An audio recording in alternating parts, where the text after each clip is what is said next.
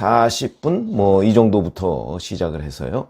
뭐 점심 식사 뭐 다 하고 그리고 나서 오늘 12시쯤에 끝났습니다. 그러니까 대략 한 13시간 뭐 이 정도를 했는데 조사는 어제 9시 정도에 끝났고요. 그리고 한 3시간 정도는 조서 열람, 이제 본인이 그 진술한 내용들 뭐 이런 것들을 하나하나 따져와 가면서 이제 거기서 고칠 수 있는 조서 열람 시간을 가져서 그 한 3시간인데 실제 조사한 거는 10시간 정도 된다. 10시간 정도면 그렇게 많은 시간이 아닙니다. 과거 같으면 뭐 밤을 새우든가 뭐 이렇게 해야 될 판인데 왜 그러면 10시간 정도에 끝났느냐? 그거는 뭐 잘 아시다시피 중앙지검 10층의 영상조사실에서 조사를 했고 백현동 사건과 관련한 담당 검사가 있죠. 서울중앙지검 반부패 수사 1부 소속 최재순 부부장 검사하고 2명의 검사가 조사를 했다.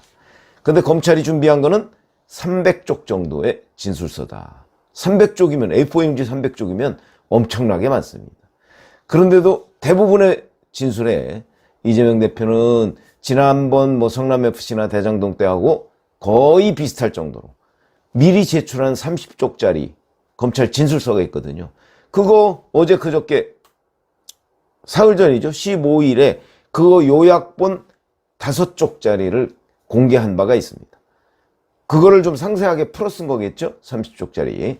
거기에 가름하겠다 뭐 이런 식으로 얘기해서 사실상 묵비권을 행사했다 하는 게 이제 그 검찰의 얘기고 이제 그 내용으로 대신하겠다 뭐 이렇게 얘기를 했다는 거죠. 이런 걸 계속 반복하다 보니까 질문지 준비했던 거를 빨리빨리 넘어갈 수가 있었던 거죠. 그러니까 무려 300쪽을 거의 다 소화했다. 지금 이런 얘기가 나오고 있습니다. 그러니까 묻기는 다 물었다는 거죠. 근데 이재명 대표는 그 진술서 내용으로 가름하겠다. 이런 식으로 대부분 답변을 했기 때문에 빨리빨리 넘어가는 거죠. 뭐 그 다음에 추가 질문하고 뭐 이런 게 별로 없었던 겁니다. 왜냐하면 사실상 답변을 안 하니까. 물론 여기에 대해서 검찰에서도 이런 부분을 인정을 하는 것 같습니다. 대장동 사건 때보다는 조금 더 적극적으로 설명을 하고 있다. 뭐 이렇게 얘기는 하고는 있습니다만은 기본적인 기조는 별 변함이 없다. 민주당은 물론 좀 다르죠. 대장동 때도 민주당은 좀 달랐습니다. 서면 진술서를 기초로 필요한 부분은 적극 설명하고 있다. 답변을 거부하고 있다는 보도는 사실이 아니다. 이렇게 민주당에서 얘기를 했는데 이것도 뭐 이게 사실은 검찰과의 약간의 시각 차이입니다. 여기도 서면 진술서를 기초로 이렇게 얘기했지 않습니까? 그러니까 서면 진술서에 있다 이런 얘기를 대부분 했다는 걸 뭐 저는 사실상 인정하는 거라고 보고요. 그런데 이제 진술을 거부하고 있다 이건 아니다. 누가 거부하고 있다고 그랬습니까? 사실상 묵비권을 행사하고 있다라는 표현 뭐 거의 맞는 걸로 보인다. 그리고 조사를 마치고 나가면서 기자들한테 한마디를 했습니다. 백현동 사업은 객관적 사실에 의거하면 전혀 문제될 거 없는 사안인데 검찰이 목표를 정해놓고 사건을 꿰맞춰 간다는 생각을 버릴 수 없다. 그 다음에 검찰에 이제 본인이 했다는 얘기를 하는 겁니다. 진짜 배임죄는 용도 변경을 조건으로 땅을 팔았으면서 용도 변경 전 가격으로 계약한 한국식품연구원이나 이를 승인한 국토부라고 답했다. 뭐 이렇게 얘기를 합니다. 이것도 말이 안 되는 얘기인 것이 뭐 사건을 꿰맞춰 간다. 그 꿰맞춰 간다고 나중에 법원에서 유죄 판결이 나올까요? 꿰맞춰 가면요. 영장도 발부 안 될 가능성이 대단히 높습니다. 어떻게 사건을 꿰맞춰 갑니까? 전체적으로 다 맥락이 있는데. 그리고 여기서 이제 마치 용도 변경 전 가격으로 그 정바울 씨가 한국 디벨로퍼 아시아 디벨로퍼 회장인 정바울 씨가 용도 변경 전 가격으로 샀기 때문에 이게 그리고 한국식품연구원은 그렇게 파는 거고요. 그렇기 때문에 배임죄가 안 된다는 식으로 얘기를 하는데 그게 말이 안 되는 것이 한국식품연구원은 이 부분에 관한 용도 변경을 계속해서 이재명 성남시에 요청을 하거나 아니면 한국식품연구원 임직원을 시켜서 요청을 했는데 다 거절했습니다. 이재명 성남시가.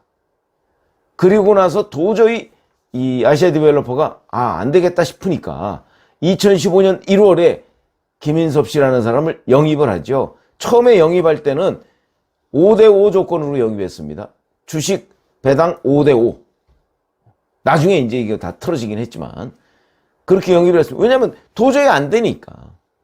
영입하고 나서 실제 그 땅을 산 거는 2015년 2월. 김인섭 씨를 영입한 다음 달입니다.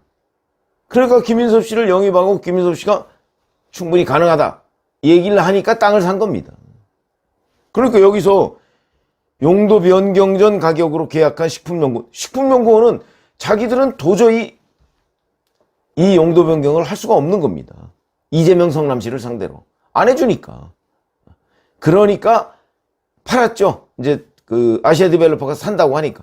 그러니까 용도 변경 전 가격으로 팔죠. 용도 변경 된다는 사실을 몰랐으니까 자기들은. 그런데 실제는 아시아 디벨로퍼가 저 김인섭 씨를 통해서 이재명 성남시와 용도 변경을 해주겠다는 아마 내락을 받지 않았을까.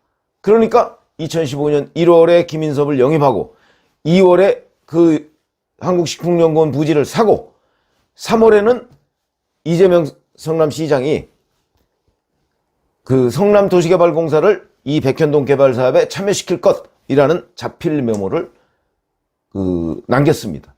그러면 적어도 초반에 한국식품연구원 부지를 산 아시아 디벨로퍼에 용도 변경을 해주는데 성남도시개발공사를 참여시켜서 뭐 대장동 사업처럼 그렇게 해야 되겠다는 생각을 가지고 있었던 것으로 보이는데 이런 이재명 성남시장의 생각이 그 후에 김인섭 씨의 로비에 의해서 이건 뭐 검찰의 설명입니다만 로비에 의해서 점차 다 무너지고 결국은 민간업자한테 이익을 몰아주는 쪽으로 결정이 났다. 뭐 그 대표적인 걸 하나둘씩만 꼽아 보더라도 우선 용도 변경 안 되는 걸 해준 거고 김인섭 씨 때문에 그 다음에 도시개발공사 참여시키겠다는 거를 또 나중에 배제했고 그 다음에 임대주택 100%를 임대주택 10%로 낮춰줬고 그 다음에 R&D 부지도 처음에는 이 주택용지하고 R&D 부지를 뭐 5대5 정도로 하려고 그랬는데 이 민간업자들이 그렇게 하면 우리가 수익이 너무 안 남는다 그러니까 그러면 6대4로 합시다. 뭐 이래서 6대4로 해주고 그 R&D 부지도 원래는 이게 기부채납이기 때문에요. 거기에 건물을 지어서 기부채납하는 것이 보통의 경우입니다. 근데 그게 아니고 운영보전지가 뭔가 봤더니 그냥 원래 있는 땅 그대로 거기에 전혀 R&D 시설을 지을 정도의 여러 가지 뭐 기반 시설이나 왜냐면 R&D 시설을 지으려면 뭐 사이 도로도 만들어 놔야 되고 배수 시설도 만들어 놔야 되고 뭐 이런 거 아닌가요? 그런 것들 없이 그냥 있는 땅 그대로 내놓은 겁니다. 그러니까 거기에 만약에 그 땅에다가 R&D 무슨 시설 같은 걸 만들려고 한다면 기반 시설 같은 걸 다시 만들어야 됩니다. 돈이 엄청나게 들죠. 물론 그러니까 땅을 조금 더 뭐 많이 기부를 했다 하지만 기반 시설을 하는 것이 굉장히 중요한데 그런 식으로 받고 그 다음에 그 땅값도 원래의 땅값보다 훨씬 높게 쳤다. 그러니까 배입니다. 이런 얘기들이 지금 나오고 있는 거니까 이재명 대표의 이 해명이 검찰에서 먹혔을 리가 없다. 저는 이렇게 봅니다. 자, 조사를 마치고 나오면서 그때까지 밤 12시까지 대략 한 지지자 180명 정도가 귀가를 기다렸다고 하네요. 그러면서 집회를 벌였다. 여기에는 원래 오전 중에 나오지 않았던 친명계 최고위원들 정청래, 박찬대, 서영교, 서은숙 뭐 이런 사람들이 모습을 나타냈다 하는 거고요. 자, 그러면 검찰은 배임 혐의의 액수를 얼마로 잡고 있느냐. 그건 뭐 지금 언론 보도에 따라서 여기저기 다르게 나오고 있는데 대략 뭐 그동안에 검찰이 보고 있던 게 대략 한 200억 원대 뭐 이랬는데 감사원이 이 백현동 특혜를 감사를 했거든요. 그때 감사원의 결론은 대략 한 300억 원대 뭐 이렇게 됐는데 실제는 뭐 아마 600억 원 이상 정도가 될 것이라는 보도도 나오고 있습니다. 이 부분은 아마 추가로 취재를 해보면 그 최종적인 배임 액수가 나오지 않을까. 왜냐하면 아시아디벨로퍼는 이 부분과 관련해서 3,200억 정도의 수익을 가져갔고요. 그 다음에 그 중에서 최대 주주인 정바울 씨의 회사가 700억 원 정도의 이익을 가져갔습니다. 그리고 정바울 회장은 김인섭 씨가 이 사업 초기에 한 200억 원 정도를 내놔라. 그 중에 절반은 내가 먹지만 절반은 내가 먹지 않는다는 건 알지 않느냐? 그 절반은 두 사람 몫이다. 이렇게 얘기를 했고요. 이에 대해서 정바울 회장은 그 두 사람은 이재명 시장과 정진상 실장이구나 라고 판단을 했다. 이런 데까지가 지금 법정 증언으로 나와 있는 상태입니다. 그러니까 아마 배임액은 제가 보기에 200억 원은 훨씬 넘을 것으로 보입니다.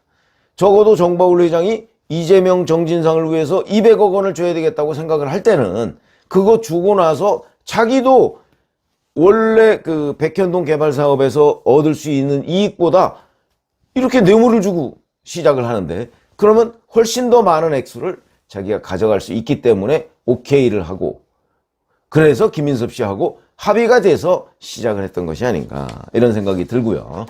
자, 어제 이재명 대표의 이런 태도는 충분히 아마 검찰이 예상을 했을 겁니다. 어떤 식으로 아마 조사를 받을 것이다. 그렇기 때문에 이 조사와 사실상, 왜냐하면 기소를 하려면 조사를 해야 되니까 그런 어찌 보면 요식행위상의 조사였고, 그럼 어떻게 할 거냐 앞으로. 제가 처음부터 얘기했듯이 아마 쌍방울 대북 송금 문제하고 같이 묶어서 구속영장을 청구할 것으로 보입니다. 근데 이 백현동 배임은 서울중앙지검에서 조사하고 쌍방울 대북 송금은 수원지검에서 조사하거든요. 이거를 수원지검으로 보낼기보다는 아마 수원지검 걸 이쪽으로 가져와서 묶어서 할 것이다. 그러려면 수원지검에서는 아직 쌍방울 대북 송금 문제와 관련해서 이재명 대표를 조사하지 않았거든요. 이 문제를 이제 수원지검에서 조사를 할 거고, 그 조사는 아마 22일 이후가 될 겁니다. 지금 조정하고 있을 가능성이 있습니다. 왜 22일이냐? 22일이 이화영 전 경기도 평화부지사의 공판이 있거든요. 지금까지 사실은 그 공판을 마치고 곧바로 조사를 하려고 했는데 이화영 전 부지사의 부인이 계속해서 재판을 공전시키는 바람에 한 달 정도를 허비를 했죠. 그래서 22일, 22일도 어떻게 될지 모르겠습니다만은 또 어떤 기괴한 방식으로 재판을 공전시킬지 모르겠으나 22일 이후에 이화영 전 부지사가 검찰에서 했던 이재명 방북 비용을 쌍방울이 대납했다. 이 부분을 증거로서 동의를 하면 그 부분까지를 엮어서 같이 이제 소환 조사를 하고요. 그리고 나서 구속영장을 청구하려고 한다면 아무래도 8월 중에는 좀 어렵거나 아니면 가능하다고 해도 8월 말. 그러면 이제 8월 말에 구속영장을 청구하고 그 체포동의안을 만들어서 국회로 보내면 역시 9월이 되지 않을까. 그러면 구속영장은 9월에 이제 국회에서 체포동의안이 그 표결 절차를 밟게 될 가능성이 대단히 높다. 여기까지가 예상할 수 있는 이재명 대표 그 백현동 의혹과 관련한 검찰 조사 그 이후가 되겠습니다. 고맙습니다.